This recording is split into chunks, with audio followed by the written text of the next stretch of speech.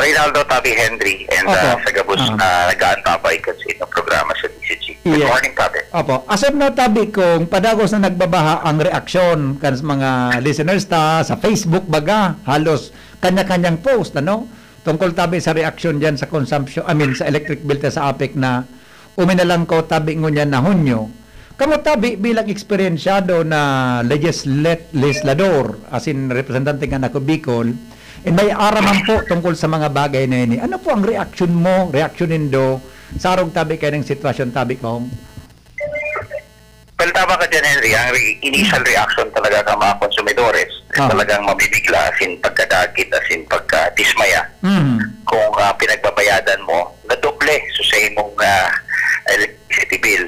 Yes. And we all know, Henry, that a higher electricity bill will also result to higher water bills kasi konektado, Tabi, yan, Henry. But going to that point, pinag-determinar pa dapat sabuton ta sa mga factors kayan na kung siin na ngunyan na bulan, as in ka mga nakaaging bulan, nagkaigwag ki mga unscheduled shutdown kang mga planta baga. Yes. Na kung siin dito sa nagpataas kang presyo kang produktong because of the, sabi mo na nga ni Kasubago, the law on supply and demand.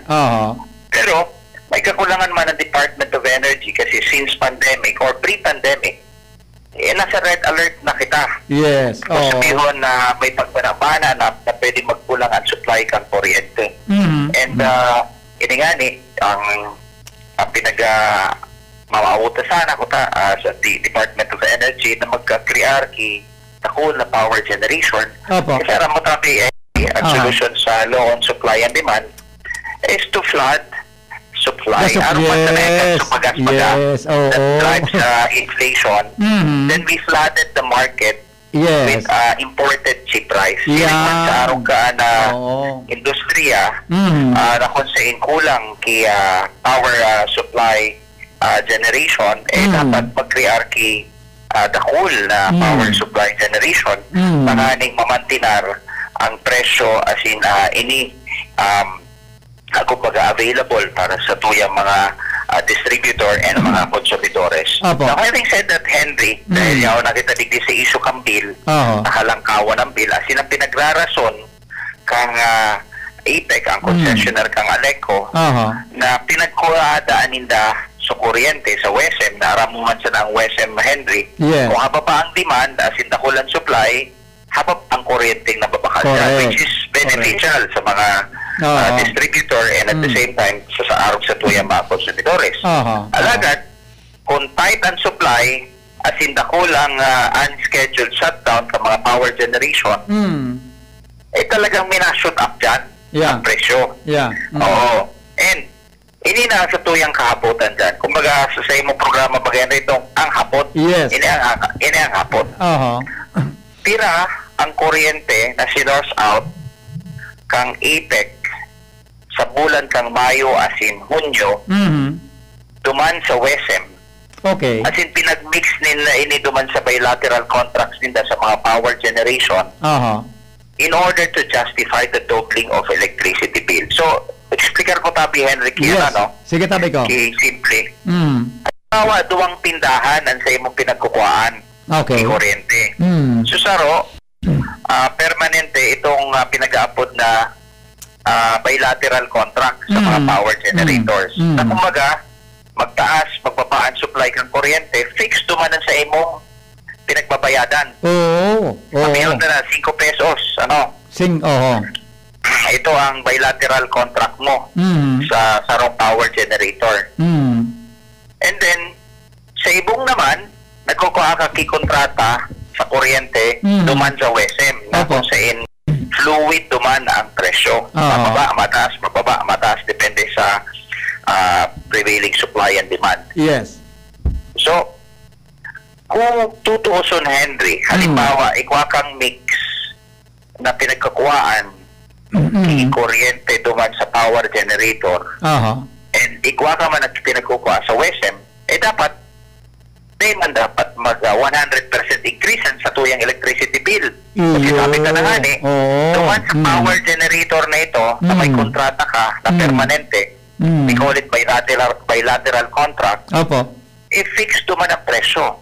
I see. And duman naman sa OSM, sabi Henry, medyo pabago-bago duman ang presyo. So, ang hapot talaga, Henry, pira ang kinuha mong kuryente sa OSM and pira man ang exist itong bilateral contract mo sa power generator para ma-justify mo itong increase. 100% sa mo, Henry, sa increase mo? Halos tabi ang sa kuya 2,000 plus dati, ngunyan 3,000 plus. Nag-increase akong 1,000 pesos, sobra 1,000, 1,500. So yan, Henry, ang tuyang posisyon. In fact, nag-apod naman ako sa WSM. And today, they will be issuing the energy source out by APEC from them. Kaya mahilig na makumparata, kung gaano katotoo ang justification o justification topic ng APEC. Araw tabi kam kung, di ba, kung araw ka ng sendang paliwanag, di posibleng bako lang kita ang apektado kang increase, di ba? Sa buong Pilipinas ini, most probably. Kung araw ka ng sitwasyon. If you look at our neighboring provinces, araw ka. Iba man ang sitwasyon doon Catoreco, and then Sorsogon, hababa ang sa indang, kasi may mga bilateral contracts yung sort out the boss sa WSM.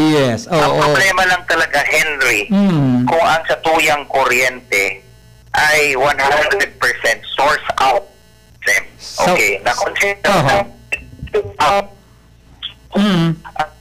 kuryente duman, so presyo kang kuryente because of the unscheduled shutdown kang mga power generators. Kunya naman, Henry, kung bako man source out, halimbawa 50-50, 50% sa bilateral contract entered into by APEC, and then 50% sa WSM, ang apot, kung di man nag-shutdown, so kakontrata mo na power generator, siguro nakula o nakahaputan. Inataon na lang kawat sa presyo na di man nag-shutdown. Dapat na may paliwanag yan. Kung dumang ka sa bilateral contract na sabi mo fixed ang presyo duman, dapat kung mag-compute ka, makakadagdag ito, makaka-aggravate ito, sarong factor ito, para dahil ka magpalanggaw kidakula unon, pag kinumbayin mo sa presyo, nahali duman sa WSM, tama tabi ko?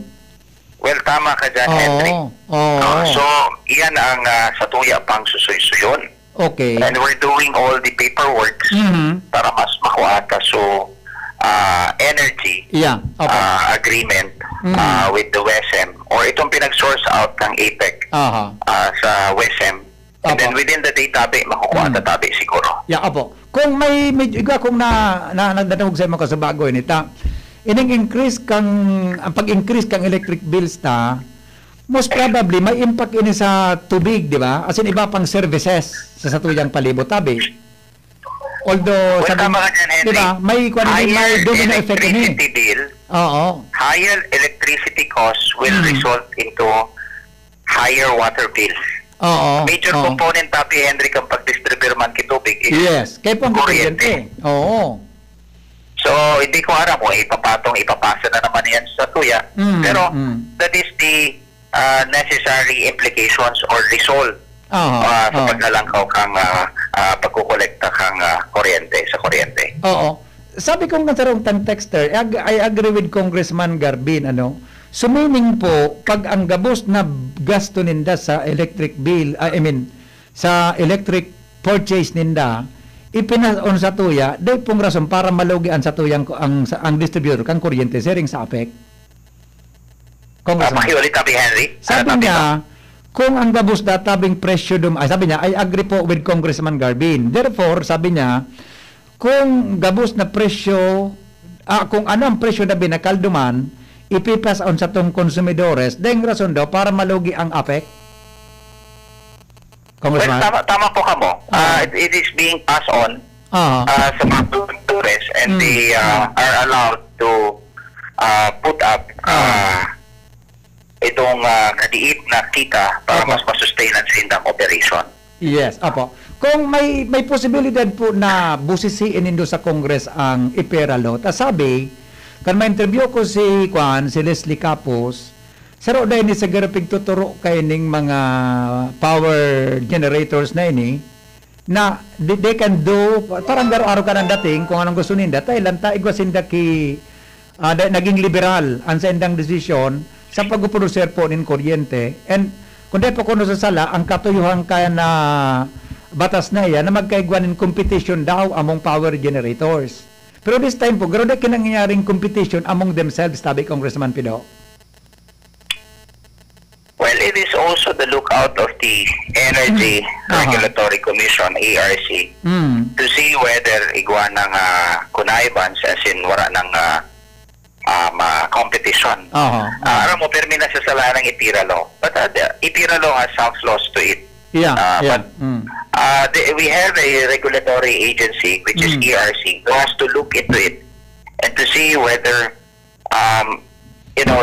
the provisions of IPERA and the itong labing ka-importanteng magkaigwaki kompetisyon para tanganing ka makapag-deliver kitama asin maray na serbisyo asin napapampresyo sa tuyang konsumidores. So this is the lookout of the Energy Regulatory Commission topic, Henry. And as you've said earlier, igwa kaming ongoing investigation mo niyan sa department or sa Committee on Energy na kung saan pinag-iimbestigahan naman itong kung may nagkaigwa ki mga unscheduled shutdown ka mga planta kang kuryente na kung saan iyon ang nagda-drive o nagpapataas kang presyo kang mga kuryente. And Henry, ining sa patungkol sa Albay, isasabay na naman ini duman because this is timely, ongoing pa man sa investigation. And those questions that I pose ngunyan sa tuyang mga factors na mentionar sa tuya man ito didiskutir on the one sa Committee on Energy. I see. Okay. Sabi kan texter so ironic tabi Henry and Congressman Garbin.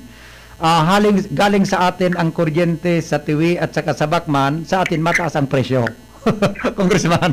Well, talaga. Ironic talaga. Ironic pa na ganito. Okay. Kung ngunyan pa lang po may pinagigibok among lakdang para posisyon ini hilingon, kung tama, sabi nga ni ba, tamang term, gari makaustisya ang pag-increase ngunyan kang electric bills niya to sa probinsya Kanalbay. Tama po ko? Well, tama po ka mo. Ang ilot na lulukan tangon yan sa SM to see whether the justification of APEC is truthful na talagang sa inda pinag-source out. So, kuryente for the month of May and June in order to justify the doubling of the electricity bill. So, within the data, ang commitment sa tuya kang WESM is to furnish us a copy of the itong pinagkuhang kuryente. Kung gano'n ka nakula, as in kung ini sapat na justifikasyon duman sa doble kang pagsisingil sa inda sa tuyang kuryente. Okay. Kung madali lang po, si Pio, gari may dagdag na hapot sa imo. Nasa linya si Pio. Hello, Ping. Good morning, Ping. Yes, good morning, Tabi VP Henry. Thank you so much. And good morning, Tabi, Kung Pido. Kung, good morning daw po, sabi ni Pio. Morning, Pio. Good morning. Roger B. Henry, so sarong concern man na pinagpaabot sa tuwi kay kan mga listeners ta po is ining so pamumutol kan APEC sa mga barangay na may halangkaw na poroso na gabos di damay maski so nagbayad nin tama sabi sa oras kung ano daan magiging man ni Kung Pido kayan para matawan maning ustisya itong so mga nagbabayad ning sa Diyosan matabi Bipen over. Thank you Tabi Pinga. Kung garo din mo tabi nagdangog kay maray sa audio ni Pio na nasa V8 siya. Sabi ni Pio, mayapot po mag-ibang konsumidores and may kinaraman sa massive disconnection baga po kan APEC na may mga barangay na napuputulan po nin supply nin kuryente na nadadamay gabo nagbabayad kumpara naman sa mga daing nagbabayad. Siring baga po nangyari dyan sa First District, nagkapirang mga barangay. Buda nangyari man sa ibang barangay kang rapo-rapo. Ano da po ang pwedeng makuang ka ini, maitabang da po nindo o reaksyon nindo sa bagay nindo tabi Congressman Garbin? Well, Henry, the general rule is pag nagbabayad ka, nataka maputulan. Yes, correct. I mean, nasa sa pagkakasala kang iba, ipasa sa imo. That's right. Ano? So, siguro, bilang sarong sudadano na may diretsyo na pwede i-invoke at any time because that is not fair. Kung ikaw nagbabayad religiously, nataman so pagkakasala kang iba, madamay ka, no, Henry? That's plain and simple, Henry. And that's yung topic. I see. Okay. Iyo. Ang araw ko nga nikan, kung gari may order ng ERC, duman sa mga nagkapurutulan na barangay na i-restore ito sa APEC. Kaya lang garo until na garo pa nagigibo iyan ay balik tulos ang kuryente duman sa naputulan tabi kan mga nakaaging mga semana o mga bulan. Well, siguro ang remedy is hindi ba kita sumay load and go? Yan siguro ang pinakamarayan, no? Nagpa-load ka na yan sa imong kuryente. I think that's one of the most effective system, Henry and Tio, na our power distributors should come up. Maiwasan ta so araw kini mga circumstansya na nadadamay so mga nagbabarayad at against din nagbabarayad. And siguro kung may sistema na kan, Henry, in fact some are offering that pwede ka na mag-load. Correct. Sa imong konsumo. Na kung pag naubos itong load mo, I don't know, I think it needs a modern technology. Pero may mga teknolohiya na, Henry, na araw na yan. Opo. Ano ang kuwan ni Jomar tabi? May concern si Jomar kay Kong sa First District. Jomar, Jomar. Salamat, Henry. Ikuha ng solusyon itong pamumutol ka nagduan. Dahil lang ka nakalihis na kasod nagkaiguanin hearing duman sa ipinaghampang na petition kan lokal na gobyerno kan tabako at mga barangay, petition for prohibition with an application. Anong ginibot tabi, Jomar? Anong solusyon? Petition for For prohibition with an application for the issuance of TRO or writ of preliminary injunction. Nag-hearing kasod so APEC buda lokal na gobyerno kan tabako na pigrepresentar ni Mayor Crisel Agman Luistro asin mga konsumidores, paying consumers kan barangay Matagbak, Tayhi and San Lorenzo na nakatalaan ko ng putulan gabos. Nagpaburang korte sa mga petitioner. Pinaburang kang korte kan mga petitioner so kahagadan na dahil sinapagputulan, tama? Roger, dahil kayo ninapilitan na magtuga sa APEC na habang nasa hearing so petition for prohibition dainin puputulanin lagduan so bilog na tulong barangay. Ayon. Okay. Kunin ko kay Congressman Garvin So, may development nga ni palang kung duman sa First District kaya nag-file petition for prohibition so LGU and pinaburan data kang korte so mga nagpetisyon na dahil sila pagputulan ng kuryente hanggang sila nagbabayad kan sa indang konsumo.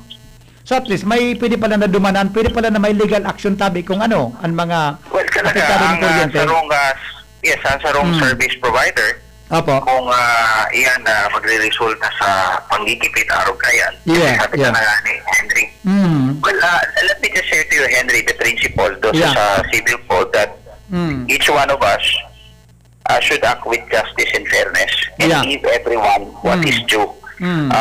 Based on that principle, when you speak about justice and fairness and giving everyone what is due, di mo pwedeng what is due to Henry,